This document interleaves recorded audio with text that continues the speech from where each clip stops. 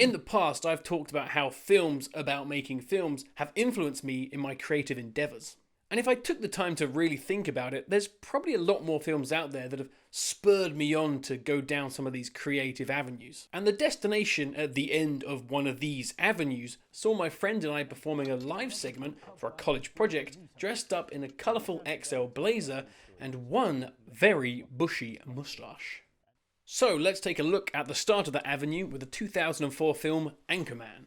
I thought the suede blazer would be suitable. The target at the centre of this comedy was 1970s local anchors and the celebrity status that comes with reading the news. Well, that was the broader theme, as it really focuses on the social ecosystem of big-headed and empty-headed news presenters and the news station. And at the very, very centre of this is the iconic main character, Ron Burgundy. A combination of several 1970s news anchors produced the look and some of the characteristics for Will Ferrell's San Diego news anchor. I'm Ron Burgundy, and this is what's happening in your world tonight.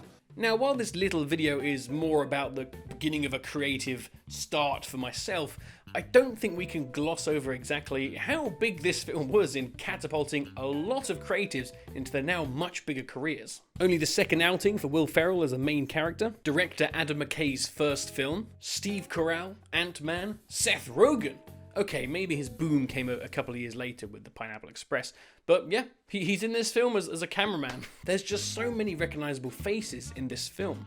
Jack Black, Catherine Hahn, Vince Vaughn, Ben Stiller, Danny Trejo, Luke Wilson. So, in this film, we follow the main core news team as they deal with a new reporter who's brought on to bring a bit of diversity to the newsroom, in the shape of Christine Applegate's Veronica Corningstone, truly disrupting the male-centric balance in more ways than the team feared. It is Anchorman, not Anchor Lady, and that is a scientific fact! Now, with a lot of films, the story is in control of, let's say, the car, and the characters of the passengers will every so often give directions to the driver. But with Anchorman and a few other comedies, the story takes a back seat and the characters are behind the wheel. The situations they find themselves in were directions given by the story, but how they get through this scene and get to the next destination are very much at the mercy of the film's cast.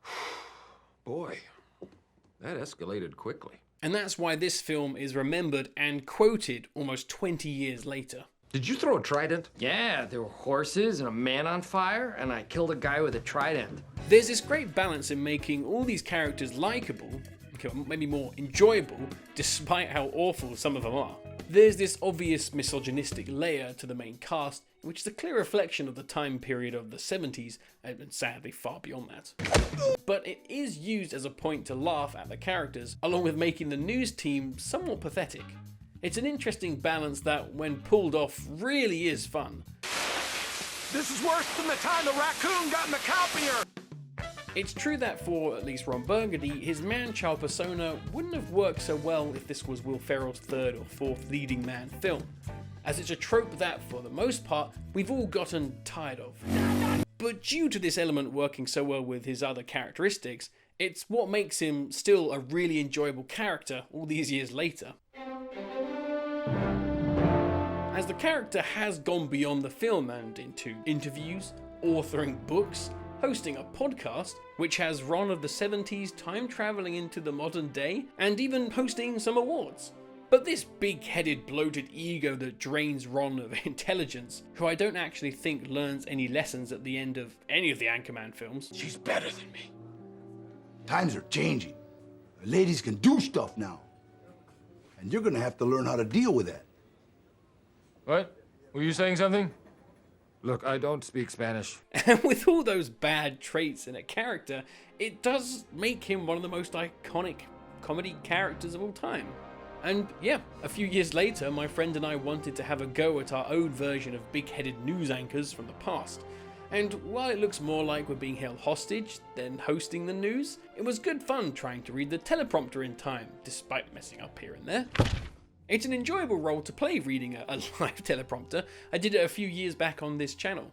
The whole ecosystem of a newsroom, with its many characters and relationships, is a really fun concept to play around with. A little while later in the same college class, a recycled version of a newsroom anchor showdown story was turned into a short film about a weatherman, who everyone, including the audience, just loves to hate, despite not actually having any hateable flaws. Somehow the complete opposite of what happened with Ron Burgundy.